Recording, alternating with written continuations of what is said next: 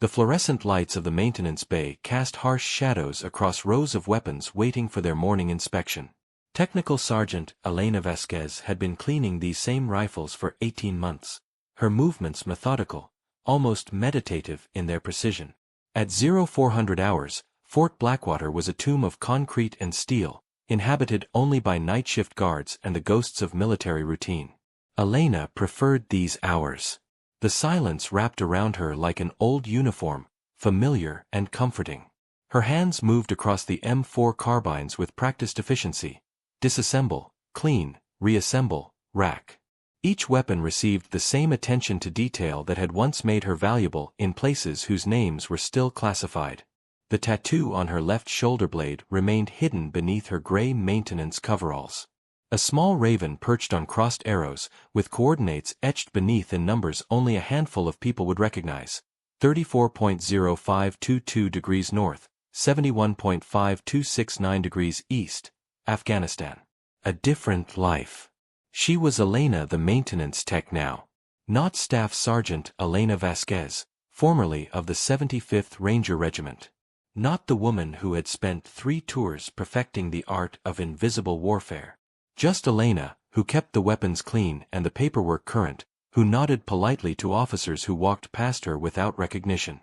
The first indication that her carefully constructed invisibility was about to shatter came at 0415, when the emergency alert system began its low, insistent wail. The base lighting shifted to amber. Elena's hands stilled on the rifle she was cleaning, muscle memory from another time making her body coil with readiness before her mind caught up. The sound was wrong. This wasn't the scheduled drill they ran every third Thursday. This was the sound of an actual emergency. Her radio crackled to life with fragmented chatter. Multiple voices overlapping, shouting coordinates and status reports that painted a picture of chaos spreading across the base like wildfire. Unknown hostiles have breached the perimeter at Sector 7. Communications array is down. Repeat, primary comms are down. Casualties reported at the main gate. Medical teams respond immediately.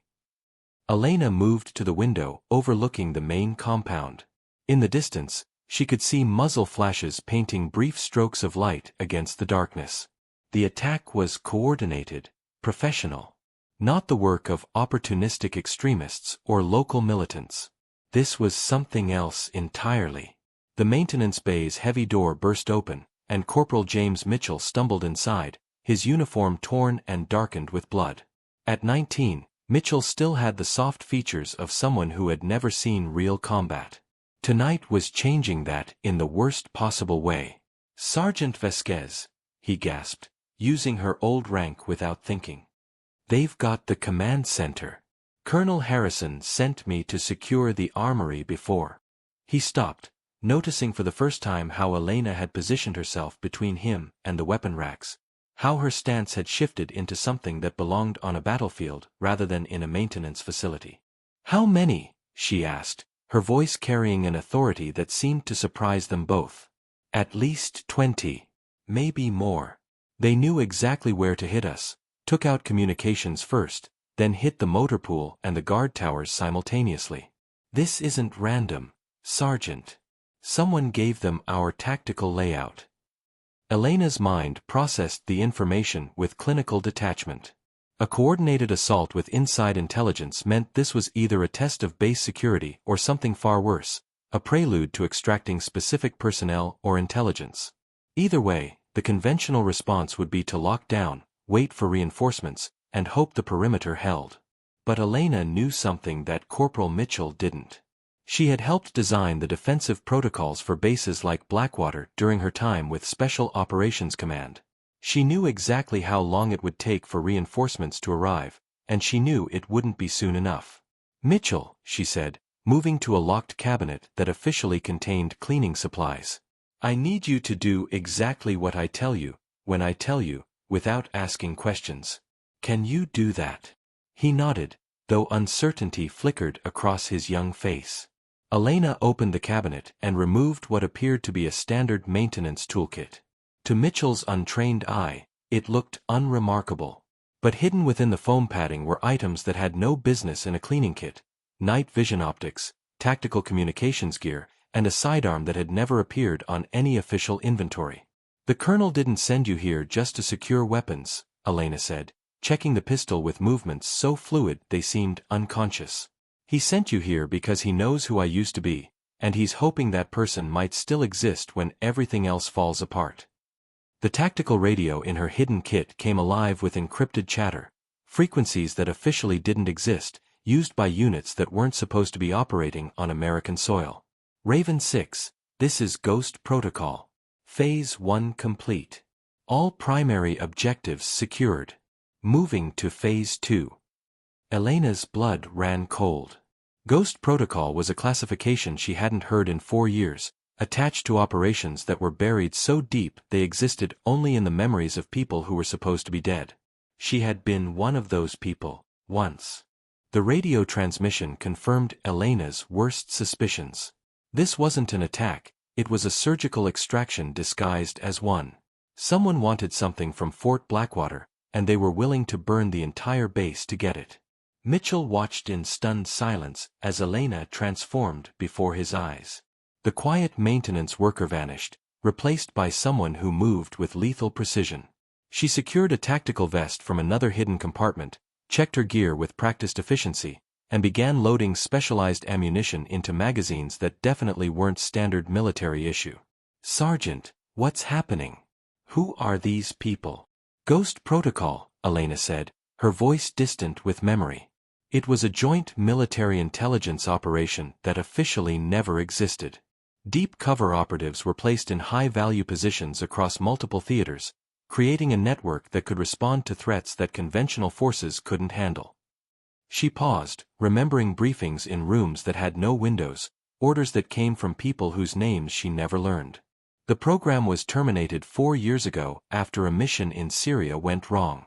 All operatives were extracted, debriefed, and reassigned to regular duties. Our covers were supposed to be permanently buried. "But they're here," Mitchell said, understanding beginning to dawn. Which means someone with access to classified records has resurrected Ghost Protocol for their own purposes. And they know exactly who I am. Elena's fingers found the radio controls, switching to frequencies she had memorized but never expected to use again. The encrypted channels were alive with tactical communications, but not from any official military unit. "All Ghost assets, Convergence Point Alpha is secure. Initiating deep scan protocols for Target Raven." Target Raven. Elena felt the pieces clicking into place with nauseating clarity. Ghost Protocol operatives had been given bird-themed codenames during their active years.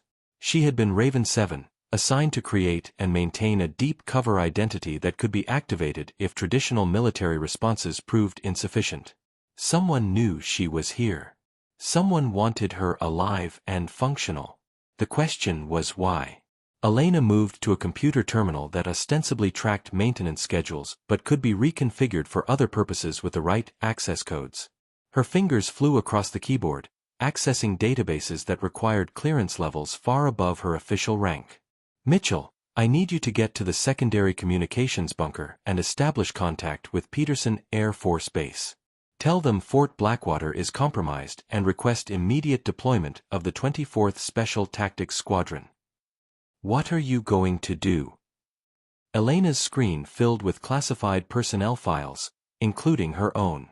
Her official record showed routine service in logistics and maintenance. But buried beneath layers of encryption was her real history.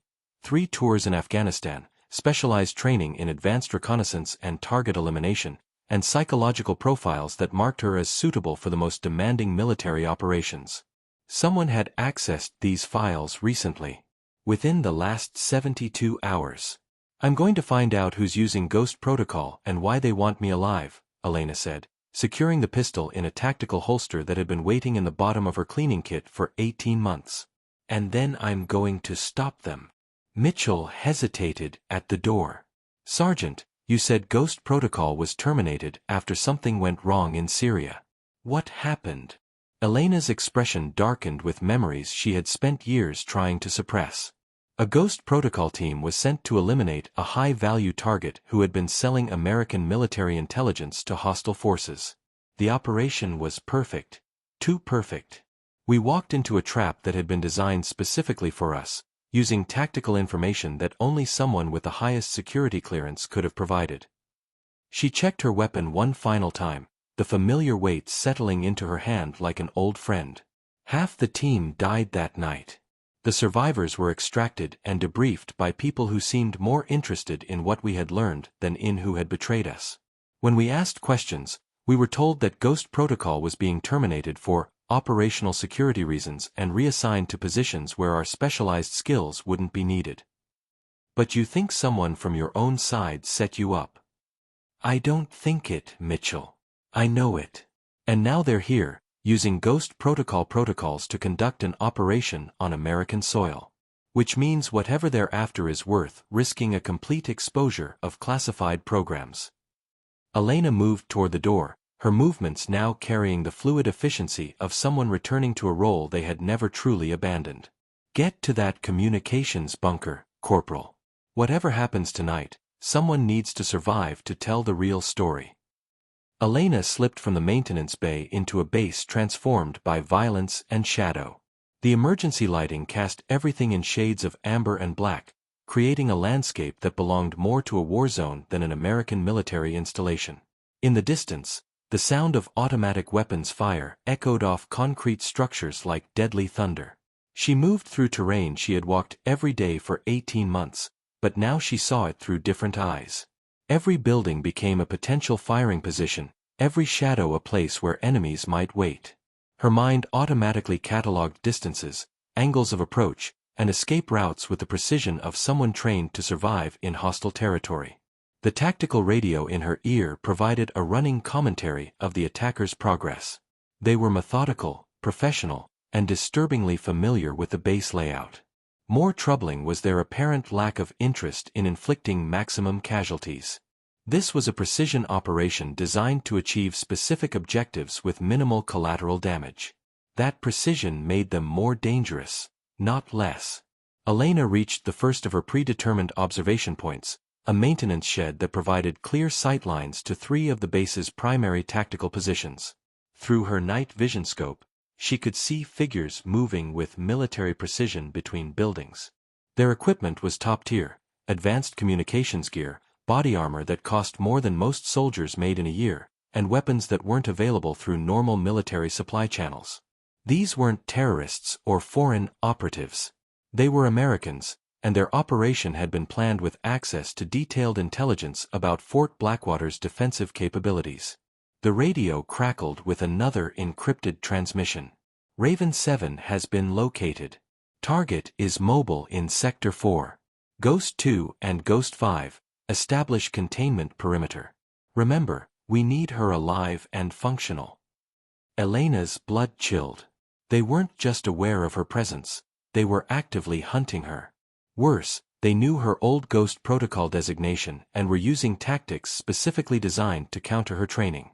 She keyed her own radio, switching to a frequency that had been reserved for Ghost Protocol emergency communications. If any other former operatives were monitoring these channels, they needed to know what was happening. Any Ghost assets monitoring this frequency, this is Raven 7.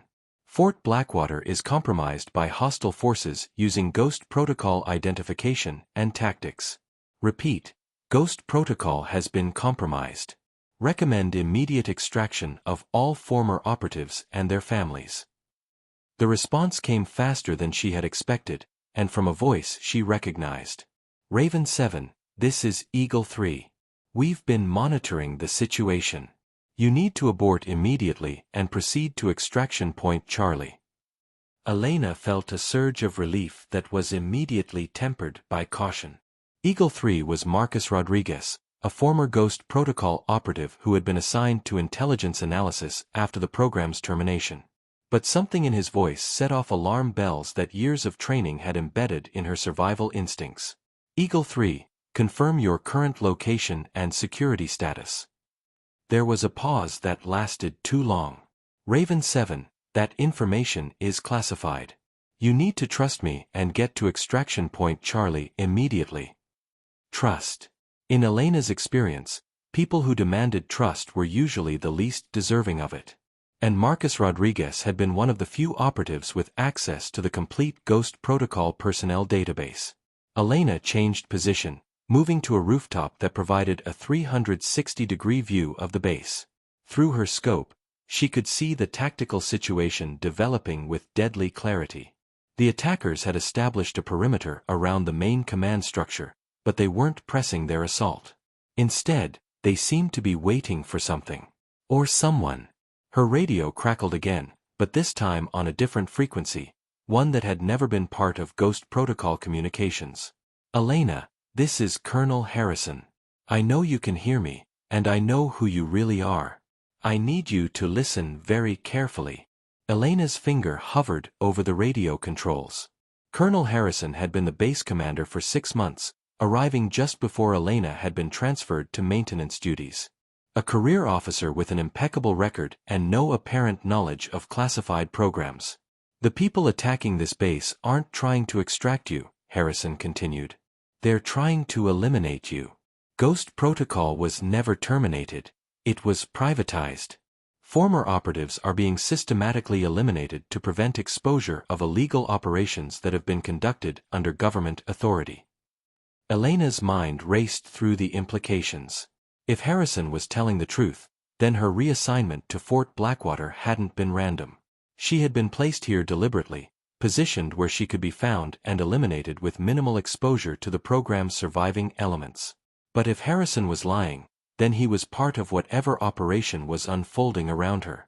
Either way, her survival depended on actions she took in the next few minutes. Elena keyed the radio on Harrison's frequency. Colonel, if what you're saying is true, then you need to provide proof. I've been burned before, and I won't walk into another trap based on promises and classified information. Check your 6, Sergeant. Elena spun, her weapon rising instinctively as a figure emerged from the shadows at the edge of the rooftop. But instead of hostile movement, she saw someone moving with hands clearly visible, approaching with the careful deliberation of someone who understood exactly how dangerous she could be. It was Colonel Harrison, but not as she had ever seen him. Gone was the pressed uniform and parade ground posture. In their place was tactical gear that showed signs of recent combat and the movement patterns of someone with extensive field experience. My name isn't Harrison, he said, stopping at a distance that indicated both respect and caution. It's David Chen, formerly Ghost 1. And you're not the only former operative who's been placed in a position where elimination would look accidental. Elena kept her weapon trained on him, but something in his voice carried the weight of truth. Prove it. Chen slowly reached into his tactical vest and removed a small device that Elena recognized immediately. Ghost Protocol operatives had been issued identical emergency beacons, designed to transmit location and vital signs to extraction teams in the event of mission compromise. The device in Chen's hand was broadcasting Elena's Ghost Protocol identification signature. I've been tracking you for 6 months, Chen said.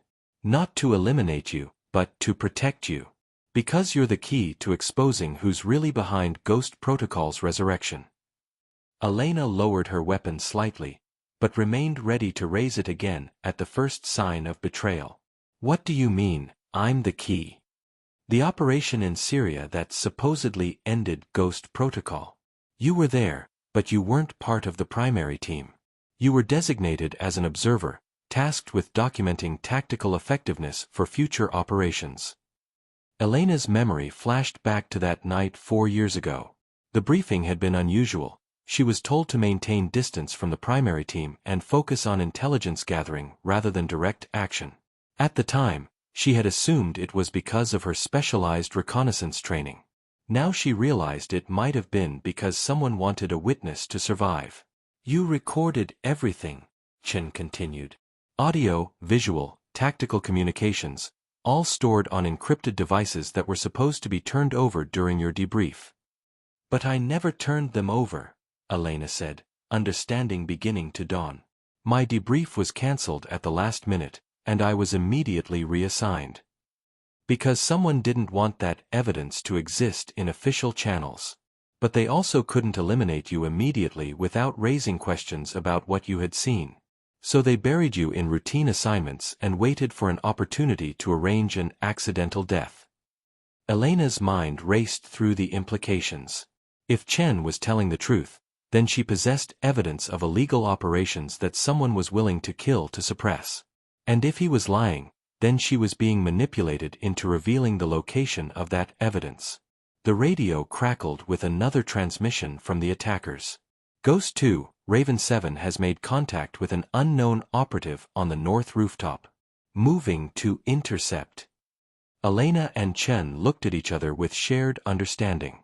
Whatever the truth of his claims, they were both about to come under direct assault from people who wanted them dead. Colonel or Chen, or whoever you are, Elena said, checking her ammunition and scanning for approaching threats. I hope you have a plan that doesn't involve both of us dying on this rooftop. Chen smiled grimly and raised his own weapon, a rifle that Elena recognized as military issue, but modified with accessories that suggested extensive field use. The plan is simple, Sergeant. We survive the next hour, get off this base, and then expose the people who turned Ghost Protocol into a private assassination program. And if you're lying to me, then you shoot me and try to survive on your own. But either way, we need to move. Because those people climbing the fire escape aren't here to negotiate. Elena could hear boots on metal rungs, the sound of tactical equipment, and low voices coordinating an assault that would reach them in less than 60 seconds. She made her decision. Lead the way, Ghost 1. But if this goes bad, you're the first to die.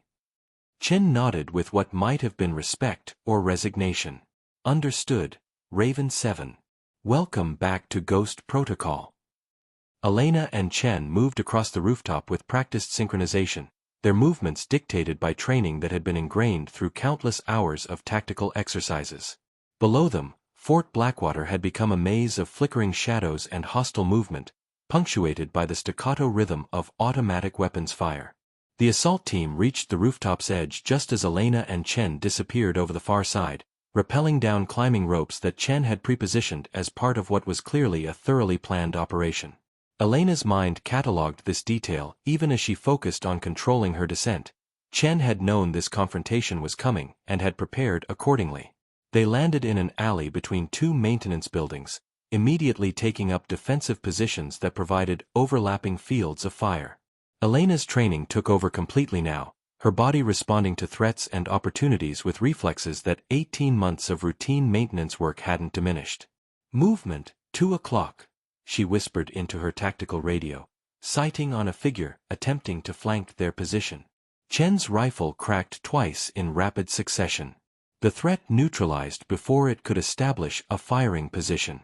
We need to reach the communications bunker, Chen said, already moving toward their next position. Mitchell should have established contact with Peterson Air Force Base by now. Elena followed, but something in Chen's certainty bothered her. How did he know about Mitchell's mission?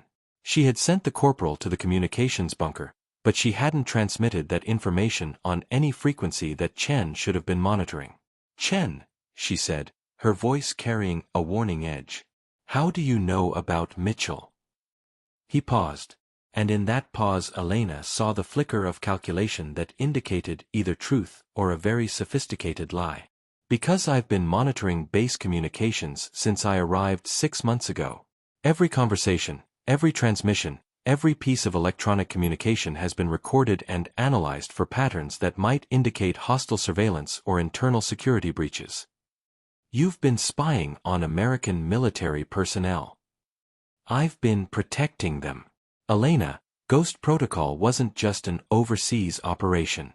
Domestic surveillance was always part of the mission parameters, designed to identify and eliminate threats to national security that might emerge from within our own military structure. Elena's weapon began to drift in Chen's direction, her training warring with her need for information. Are you telling me that Ghost Protocol operatives were conducting illegal surveillance on American soldiers? I'm telling you that the program you thought you were part of was only the visible layer of a much deeper operation. Overseas missions were cover for domestic intelligence gathering that went far beyond anything authorized by Congress or the Pentagon. The implication hit Elena like a physical blow. If Chen was telling the truth, then every Ghost Protocol operative had unknowingly participated in illegal surveillance of American military personnel. They had been made complicit in violations of federal law and military regulations without their knowledge or consent. And if he was lying, then he was trying to manipulate her into believing she was guilty of crimes she hadn't committed. Either way, the conversation was interrupted by the sharp crack of a sniper rifle and the impact of a bullet against the concrete wall inches from Elena's head. They dove for cover as more shots followed, the precision and timing indicating professional marksmanship from an elevated position. Elena's mind automatically calculated angles and distances, identifying the likely firing positions and escape routes. Sniper, approximately 400 meters, northwest corner of Building 7, she transmitted to Chen while returning suppressive fire toward the identified position. Confirmed. I'll provide covering fire while you move to the communications bunker. Negative. We move together, or we don't move at all. Chen looked at her with what might have been surprise or admiration. Elena, this isn't the time for trust issues. That sniper has us pinned down, and more assault teams are converging on this position. We need to split up to maximize our chances of survival. Or you need me to move into a position where I'm more vulnerable to whatever trap you've been leading me toward. Elena's weapon was now openly covering Chen, her finger resting on the trigger guard but ready to move to the trigger itself if his next words or actions seemed threatening. I understand your suspicion, Chen said, his voice carrying what sounded like genuine regret. But you need to decide right now whether you trust me enough to work together, or whether you're going to try to survive this alone. Another bullet sparked off the concrete near Elena's position, followed by the distinctive sound of tactical radio chatter from multiple sources. The assault teams were coordinating a pincer movement that would trap them in the alley within the next few minutes. Elena made her decision based not on trust, but on tactical necessity. We move together, but I lead. Any deviation from the route I choose, any action that seems inconsistent with immediate survival, and I put 2 rounds center mass. Clear. Clear. Raven 7. They moved through the base using routes that Elena had memorized during her 18 months of maintenance duties. Her intimate knowledge of Fort Blackwater's layout provided advantages that Chen's tactical preparation couldn't match. She knew which buildings had internal passages, which security doors could be bypassed, and which areas were blind spots in the base's surveillance network. More importantly, she knew the location of equipment caches that weren't in any official inventory. Elena led Chen to a utility shed that appeared unremarkable from the outside, but contained her personal insurance policy against exactly this kind of situation. Hidden beneath false floor panels were weapons, communications equipment, and intelligence files that she had accumulated over 18 months of careful preparation. You've been planning for this, Chen observed as Elena retrieved a military-grade communication device and began establishing contact with frequencies outside Fort Blackwater's official network. I've been planning for something like this since Syria. When you survive one betrayal, you prepare for the next one. The communication device crackled to life with encrypted transmissions from multiple sources. Peterson Air Force Base confirmed receipt of Mitchell's message and reported deployment of tactical response teams, but their estimated arrival time was still 90 minutes out. Fort Blackwater would either be secured or completely compromised long before help arrived. More troubling were transmissions on frequencies that Elena recognized as belonging to intelligence agencies that officially had no domestic operational authority. The attack on Fort Blackwater wasn't just a rogue military operation, it involved cooperation between elements of the military and intelligence communities that were supposed to maintain strict separation. Elena, Chen said, monitoring his own communication device, we have a bigger problem. I'm picking up transmissions that indicate this operation has been authorized at the highest levels of government. This isn't a rogue privatization of Ghost Protocol, it's an official operation being conducted under executive authority. Elena felt the last pieces of the puzzle clicking into place with sickening clarity. They're not trying to eliminate former Ghost Protocol operatives to prevent exposure of illegal programs, she said. They're eliminating us because we're witnesses to those programs' existence. Someone at the highest levels of government is trying to erase any evidence that domestic surveillance operations were ever conducted under military authority. Which means the evidence you collected in Syria isn't just documentation of one failed operation. It's proof that illegal domestic surveillance has been conducted under the cover of military operations for years. Elena's hand moved instinctively to a concealed pocket in her tactical vest where a small storage device had been waiting for 4 years. The encrypted files on that device contained audio and visual records of conversations and operations that could destroy careers and topple administrations if they were ever made public. The sound of approaching vehicles interrupted her thoughts. Through the shed's small window, she could see military trucks and armored personnel carriers surrounding the building. But these weren't the tactical response teams that Peterson Air Force Base had promised to send. They were carrying identification markers that Elena recognized as belonging to units that officially didn't exist. Chen, we're surrounded by people who have authorization to kill American military personnel on American soil and classify it as a matter of national security. Then we need to make sure that what we know doesn't die with us. Elena looked at the communication device, calculating transmission times and encryption protocols. If she uploaded the Syrian files to multiple secure servers simultaneously, they would be beyond the reach of anyone trying to suppress them. But the upload would take several minutes, during which their position would be completely exposed to assault. "Can you hold them off for 10 minutes?" she asked. Chen checked his ammunition and surveyed their tactical situation with professional assessment. Against a full assault team with armored support? Probably not. Then we need a different plan. Elena began working with the communication device, her fingers flying across controls as she initiated emergency protocols that she had hoped never to use. "What are you doing?" "Activating a Ghost Protocol emergency broadcast. Every former operative who's still alive will receive the Syrian files simultaneously, along with instructions to distribute them to media contacts if they don't receive confirmation of our survival within 24 hours. "That's a dead man's switch." "Yes, it is. And now the people surrounding this building have a choice. Let us walk away, or explain to Congress and the American people why they conducted illegal domestic surveillance operations under military authority." The sound of engines stopping and doors slamming indicated that the assault teams had completed their deployment. Elena and Chen were trapped in a shed surrounded by people with the legal authority to kill them and classify their deaths as matters of national security. But now those same people knew that their deaths would trigger the release of evidence that could destroy the entire shadow intelligence structure that had operated beyond congressional oversight for decades. Elena keyed her radio to an open frequency that she knew was being monitored by the assault teams. "This is Raven 7 to all hostile forces. I have uploaded classified evidence of illegal domestic surveillance operations to multiple secure servers with dead man's switch activation. Any action taken against former Ghost Protocol operatives will result in immediate public release of that evidence."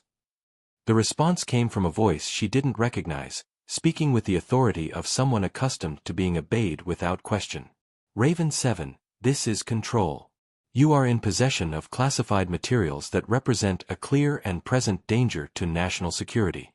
Surrender those materials immediately, and you will be granted safe passage and full immunity for any actions taken tonight." Elena looked at Chen, who nodded grimly. They both understood that promises of immunity from people conducting illegal operations weren't worth the breath used to make them. "Control, I counteroffer.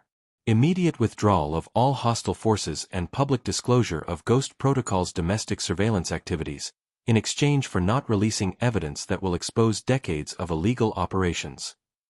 There was a long pause before Control responded. "Raven 7, you have 60 seconds to surrender the classified materials and exit the building with your hands visible.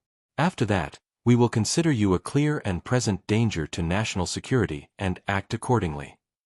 Elena began a final upload to the communication device, transmitting everything she knew about Ghost Protocol to journalists, congressional oversight committees, and foreign intelligence services that would be immune to American government pressure.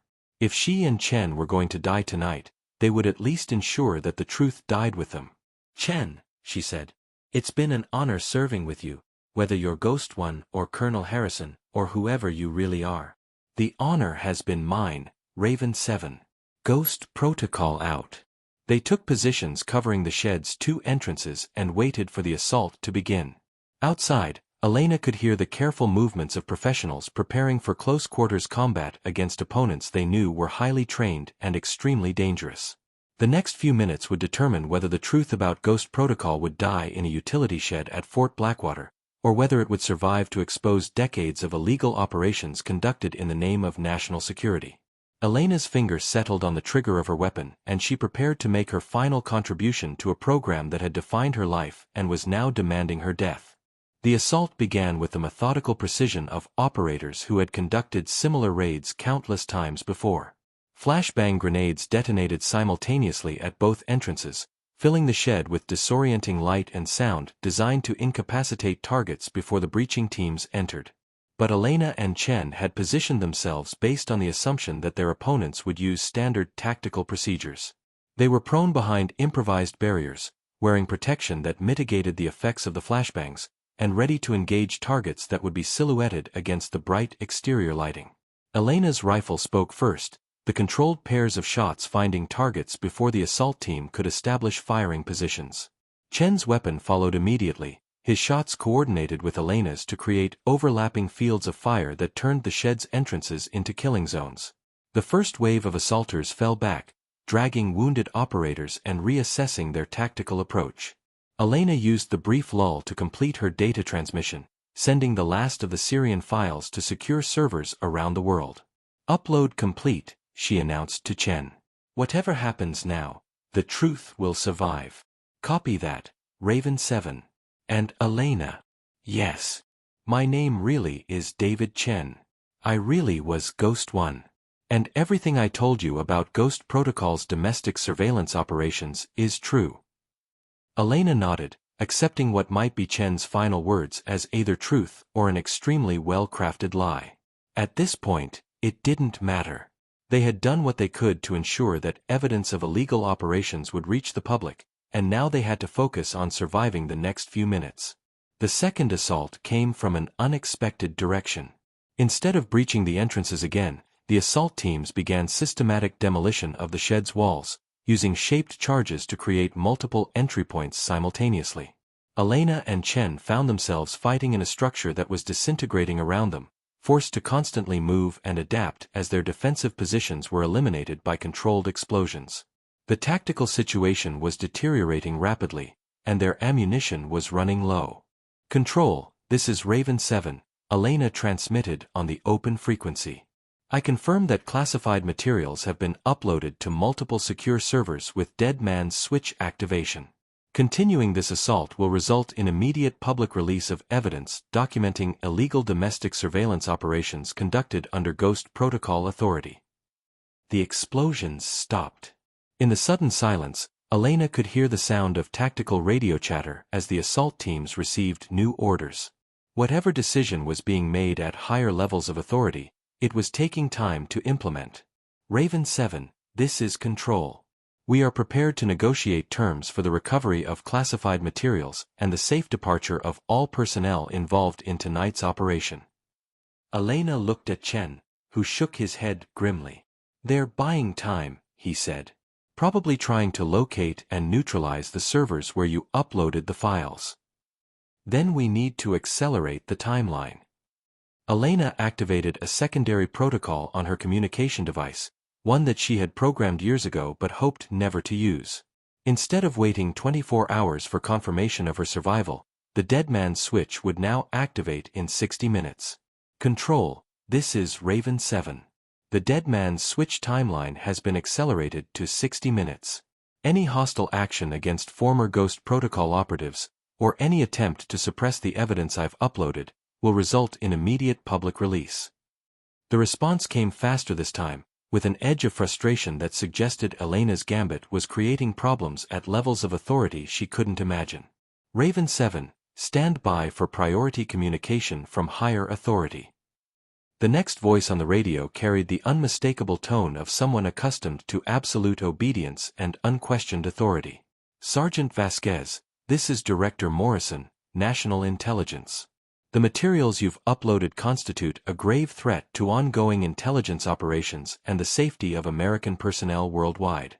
I am personally authorizing full immunity and witness protection for you and any associates, in exchange for your cooperation in securing those materials.